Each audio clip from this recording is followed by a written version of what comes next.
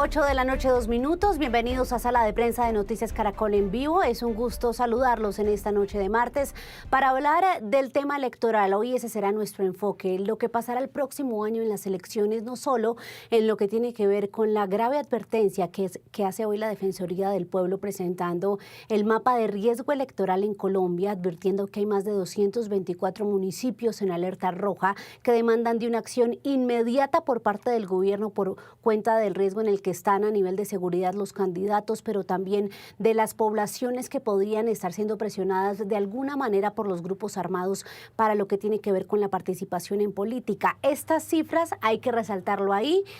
chocan y no son las mismas del gobierno nacional. El ministro del Interior, Armando Benedetti, aseguró que son solo 104. Son bastantes, pero son mucho menos de la mitad de los que alerta la Defensoría del Pueblo en las últimas horas. Y vamos a analizar este tema y también, por supuesto, lo que está pasando en el pacto histórico por cuenta de la decisión del Tribunal Superior de Bogotá, que en las últimas horas, de cierta manera, dejó en vilo la consulta con la que pretendían elegir candidato único a la presidencia. Vamos a analizar ese tema aquí, política, lo que está pasando en nuestro país, y para eso vamos a saludar al panel de hoy hasta ahora, a las 8:04. Ven ustedes en pantalla a Diego Rubiano, es coordinador del Observatorio Político Electoral de la MOE, mejor dicho, la persona que necesitamos para este panel de hoy. Diego, bienvenido. María Camila, muy buenas noches y muchas gracias por el espacio. Y nos acompaña también Andrés Macías, analista político y también analista en temas de seguridad de la Universidad del Externado. Andrés, bienvenido a Sala de Prensa. Ana María, un gusto estar aquí con ustedes. María Camila. María Camila, bueno, perdón. Tranquilo, perdón. Diego. Y Andrés, empecemos. Quiero arrancar con una visión general de ambos sobre lo que es esta revelación de este informe que hace la Defensoría del Pueblo. Hablamos mucho, Diego y Andrés, de lo que son las alertas tempranas cada 4 años. Este informe no es nuevo, pero también vemos que poca acción se toma, no solo por parte de este gobierno, sino de todos los anteriores, y que las alertas tempranas resultan en eso, en alertas. ¿Cómo ven el informe y cómo ven también ese contraste con las cifras del gobierno? Andrés, arranco con usted. Bueno, es esperaba, estábamos al tanto de saber qué iba a ser este nuevo a ese mapa de riesgos. Yo creo que en el informe se hace sobre que el tema no es nuevo, el tema no es solamente los últimos 2 años, una salvedad sobre las amenazas que se vienen teniendo en los últimos años, sino una década. Y también hacen otra salvedad que creo que es importante, relevante, y es que muy posiblemente el día de los comicios como tal puede que no suceda nada, pero lo más grave es lo que sucede hoy hasta el momento de los comicios, que es todo ese proceso, todo ese periodo en el cual diferentes actores hacen uso de diferentes repertorios de violencia para poder intimidar y amenazar a la población, y de la misma manera intimidar y amenazar a diferentes tipos de actores. Y también hacen esa diferencia en que esas amenazas no son solamente a los candidatos o precandidatos, sino también a la población y también a todo el proceso de campaña y a los diferentes actores que están involucrados en el proceso político en el país, que tienen algún tipo de vulnerabilidad, como por ejemplo mujeres, como por ejemplo firmantes de paz y demás. Entonces yo creo que es una alerta, un anuncio que es complejo, que es preocupante, porque sí ha aumentado en los 5 niveles que plantean de diferentes perspectivas y riesgos. Los más graves son los que vemos aquí en pantalla: la acción inmediata, las de acción urgente y las de acción prioritaria. Y vemos como en acción inmediata son muchos los que en este momento ya están así, que es algo que de pronto resulta un poco sorpresivo porque estamos empezando la campaña. Y es muy preocupante, contrasta también un poco con lo que el gobierno anunció hace poco. Y yo creo que la decisión del gobierno o los anuncios iniciales del gobierno de criticar la metodología de este proceso no creo que sea la ruta adecuada. La ruta adecuada sería revisar y acoger esta alerta temprana para tomar las medidas necesarias con el tiempo suficiente. Sí, lo escucho, Diego. Bueno, María Camila, yo creo que el anuncio de la Defensoría es fundamental. Cada 4 años, como usted bien lo decía, tenemos la tradicional alerta temprana electoral por parte de la delegada de alertas tempranas y prevención de riesgos de la Defensoría, y en este caso pues no es la excepción. Pero quisiera denotar una particularidad sobre la cual este proceso nos trae, y es que esta alerta, pues digamos en el contexto de inseguridad que estamos viviendo, por lo que ocurrió también con el senador Miguel Uribe en junio pasado, fue una alerta que se adelantó. Normalmente no tiene tanto tiempo de antelación del proceso electoral la alerta temprana de la Defensoría, y eso es un elemento que hay que recalcar. En un escenario también en el que la importancia de esta alerta temprana se tiene clara por parte de la Defensoría, se hace una emisión obviamente de unos municipios en alerta, y creo que ese nivel de categorización que se hace es importante para definir también la priorización que se debería hacer en términos de atención. Es fundamental a la hora también de analizar cuáles son las respuestas que te tienen frente a esa alerta temprana. Recordemos que este tratamiento no solamente es ponerlo a disposición de la opinión pública o entregarla a las autoridades de gobierno, sino que tiene una ruta específica, particularmente de respecto de la Comisión Intersectorial de Atención a las Alertas Tempranas. Y esto no es una acción menor, tenemos mucho más tiempo de antelación para que el gobierno nacional, la fuerza pública, la Policía Nacional tomen medidas frente a lo que alerta la Defensoría en este caso, obviamente con una metodología mucho más amplia, enfocado en derechos humanos y en capacidad estatal también,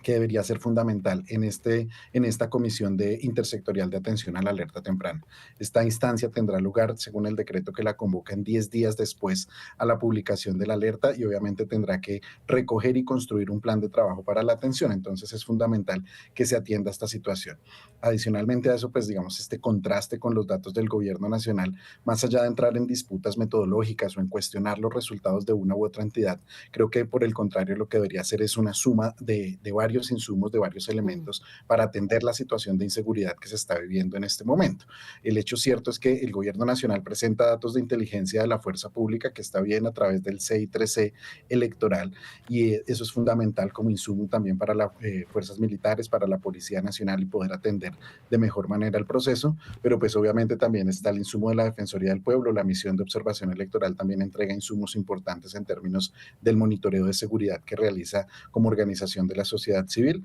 y así también se esperarán los insumos de la Fiscalía General de la Nación, de la Procuraduría, incluso de la misma Registraduría Nacional del Estado Civil. Entonces, en este caso, más allá de buscar una disputa entre las entidades del gobierno, lo que se busca es pues que rija este principio de colaboración armónica entre las entidades, que Claro. todos los insumos realmente representen algo fundamental para atender de manera prioritaria el proceso electoral.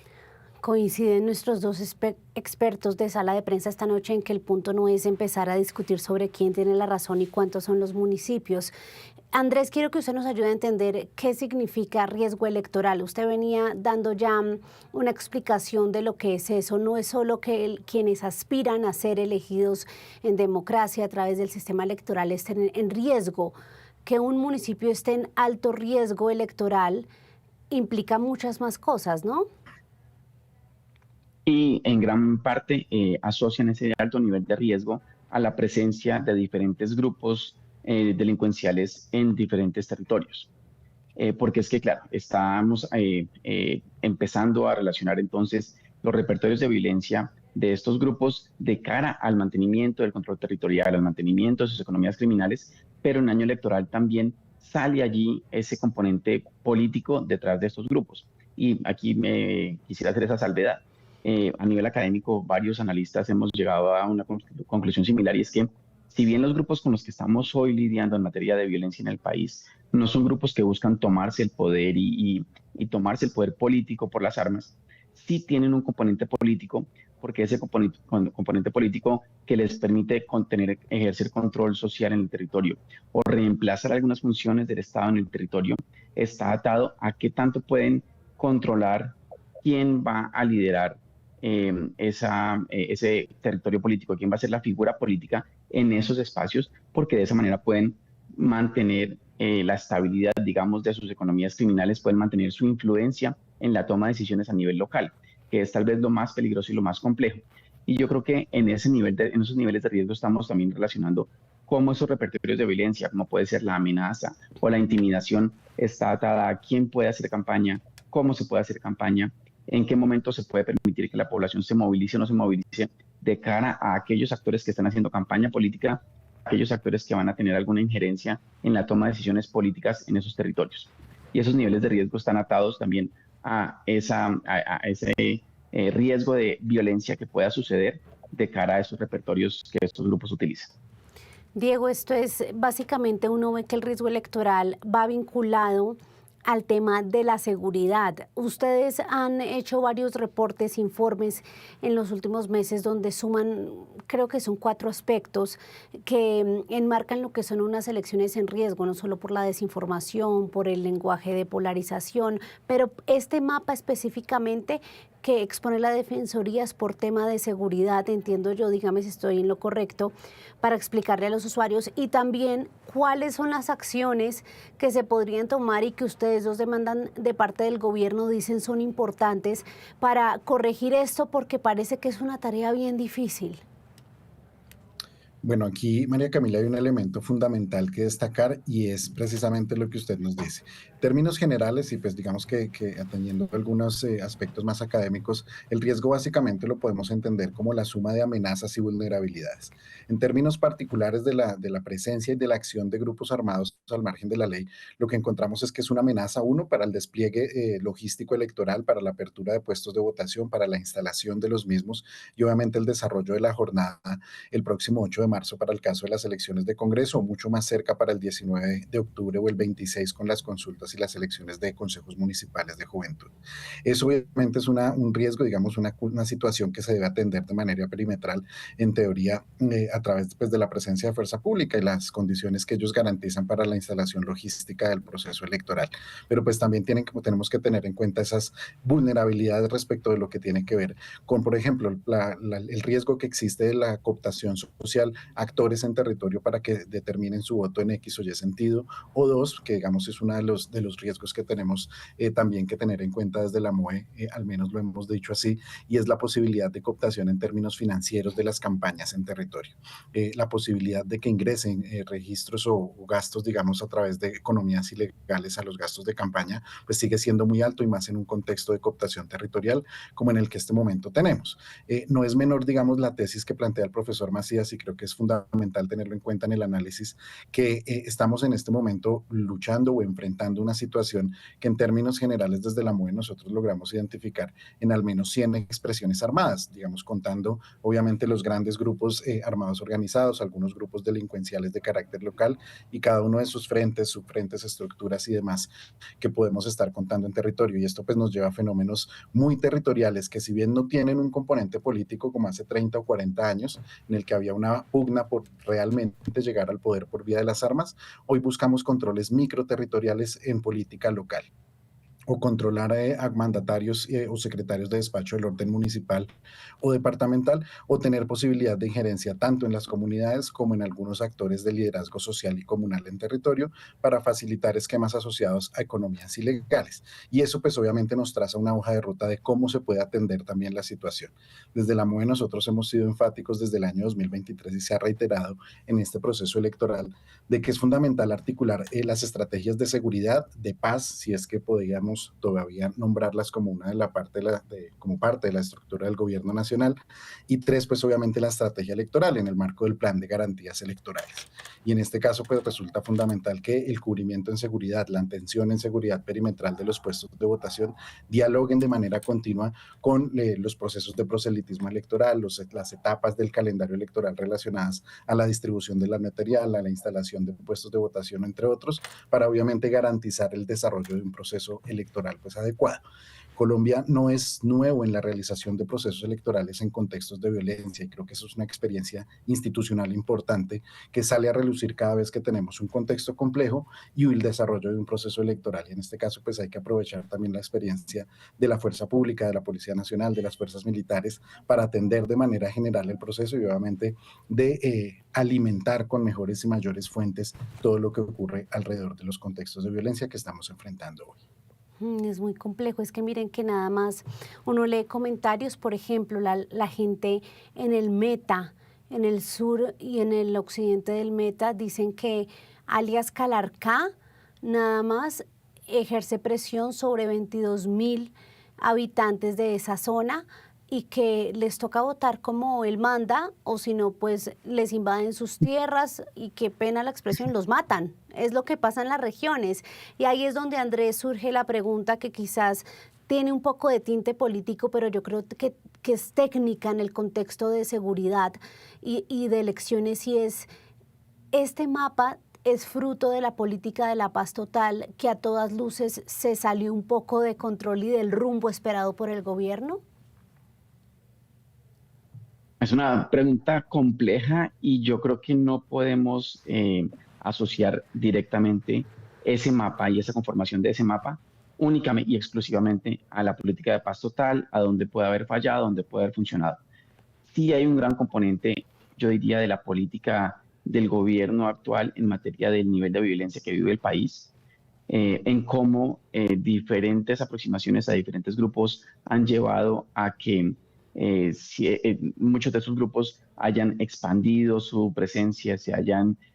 fortalecido en algunos territorios, a que muchos de estos grupos hayan empezado a tener disputas entre ellos, sobre todo en estos procesos de ceses bilaterales donde, claro, el gobierno no podía enfrentar al grupo, pero los grupos sí se podían enfrentar entre sí y la comunidad es la que terminaba siendo más afectada. Y lleva a casos como lo que tú mencionabas, de cómo ciertos actores armados tienen control directo sobre la población.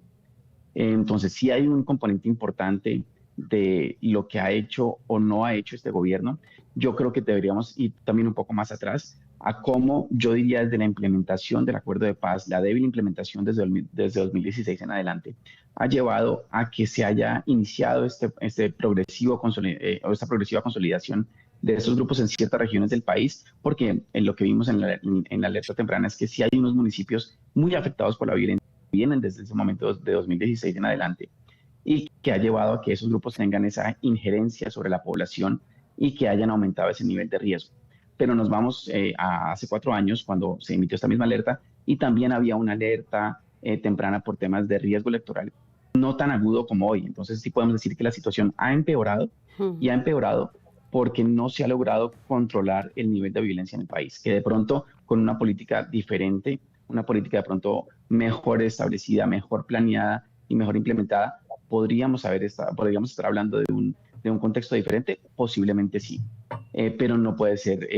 la situación solamente achacable a lo que ha hecho o no ha hecho este gobierno. Sin embargo, sí es fundamental que el gobierno, como lo mencionamos ahorita en el panel, no tome esas alertas tempranas como un ataque a su política de paz o su política de consolidación estatal en el territorio,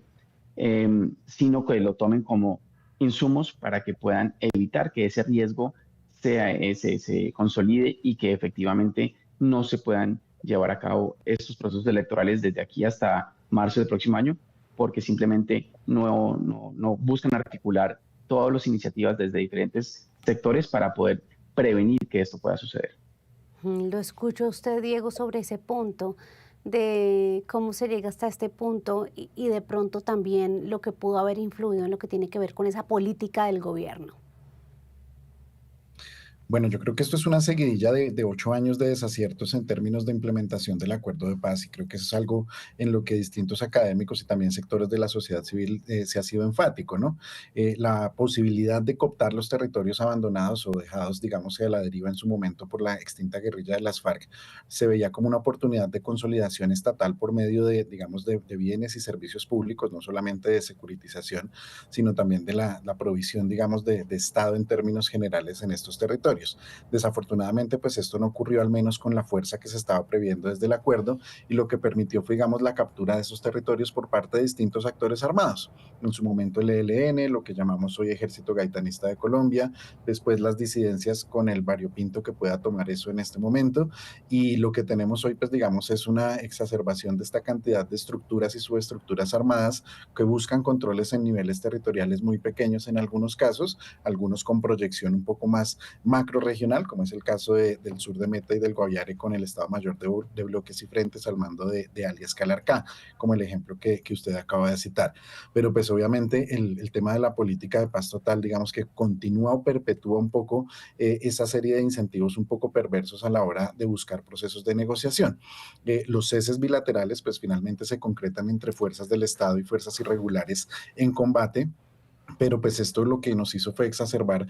otro tipo de indicadores. Entonces, disminuyen por un lado los combates con actores de fuerza pública, ya no tenemos esos combates con ejército y distintos actores armados de manera recurrente, pero en su momento, particularmente hacia el año 2023, lo que encontrábamos disparados era el indicador de enfrentamientos. Entonces, distintas estructuras armadas, y creo que el caso más ejemplificante de lo que estoy diciendo ocurrió en el Catatumbo a inicios de este año, en donde las disidencias del Frente 33 entraron en esta guerra a muerte con el Frente Nororiental del ELN en la región del Catatumbo. Entonces, la fuerza... En justicia se respetan y se acatan, se pueden cuestionar. Y no consideran muchos analistas, quiero saber si ustedes coinciden, con que esa medida cautelar que ella otorgó permitiéndole de inscripción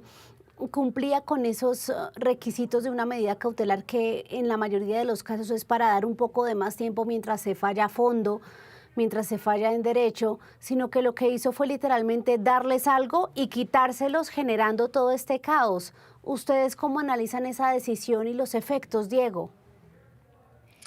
Bueno, aquí hay que analizarlo con bastantes pinzas, María Camila, y es que la decisión particular de la juez en esa medida cautelar fue suspender, y perdón lo redundante que pueda sonar, unos efectos suspensivos de una resolución del CNE. Y en este Sí. caso, digamos, lo que comentó en este caso fue que pues la personería jurídica que se otorgó a lo que podríamos conocer como movimiento político pacto histórico, tenía efectos inmediatos, al contrario de lo que dijo el CNE, y bajo este argumento se dio la inscripción de las candidaturas, particularmente de la señora Carolina Corcho y del señor Daniel Quintero. Y esto, pues digamos que nos genera un efecto bastante particular, y es que hoy en teoría dejaría sin piso la inscripción de estas dos personas en una consulta, razón por la cual solamente en principio, insisto, subsistiría la inscripción del hoy senador Iván Cepeda. Pero pues esto no es del todo así. Lo que tenemos en hecho cierto es que también estos partidos que conformarían el pacto histórico, particularmente el Partido Comunista Colombiano, el Polo Democrático y esta facción de la Unión Patriótica, lo que buscaron también en su radicación de documentos fue la realización de una consulta interpartidista, que ante la posibilidad de no existir ese pacto histórico, pues lo que harían es utilizar cada uno a título personal sus personerías jurídicas para poder materializar la realización de esta consulta. Y eso sigue vigente. Hoy en el marco de la Comisión Nacional de Seguimiento, si bien hay que hacer un análisis, digamos, no tan en caliente, lo que significa este fallo de fondo de la tutela radicada en su momento por Bolívar y Carolina Corcho, lo que se indicó fue que la consulta en términos logísticos están dando, se está adelantando el proceso de impresión de material electoral, de distribución en donde ya se tiene, y pues obviamente esto no truncaría el desarrollo de la consulta en este sentido. Caso distinto ocurriría, digamos, y habría que pensarlo muchísimo más en detalle, qué ocurra a futuro, bajo qué persona jurídica se inscribiría la persona que quede electa en esta consulta. Pero creo que eso es un problema tal vez de la inscripción de candidatos y proceso de presidencia, pero en principio hablamos de que la consulta se mantiene más allá de la decisión del fallo de tutela. Es demasiado enredado esto y sí coincido con usted con que hay que esperar, Diego, a que esto se calme un poco y se den las interpretaciones, incluso que la magistrada que falló del Tribunal Superior de Bogotá explique el sentido de su fallo, porque a veces, digamos, no hay claridad, Andrés, sobre lo que pasa con la consulta en lo que tiene que ver con la definición de las listas al Congreso. Es un tema bien técnico, bien jurídico, lo escucho. Sí, así es, y yo añadiría ahí que además de eso hay una confusión enorme frente al electorado, porque ya no estamos hablando de una consulta interna, sino una consulta interpartidista, como ya se mencionó, y las implicaciones que esto tiene, que para el electorado eso es muy confuso. Para el electorado que pensaba votar el pacto histórico de la nada se limitó solamente a 3 candidatos, todavía no para todo el mundo es claro cuántos candidatos son, y con esto que pasó hoy, el contexto es aún más enredado para ese electorado. Pero para quienes están buscando algún tipo de elección en estos procesos, claro, lo que mencionabas tiene un componente complejo, porque no solamente estamos hablando de los candidatos o precandidatos presidenciales, sino en las listas al Congreso, porque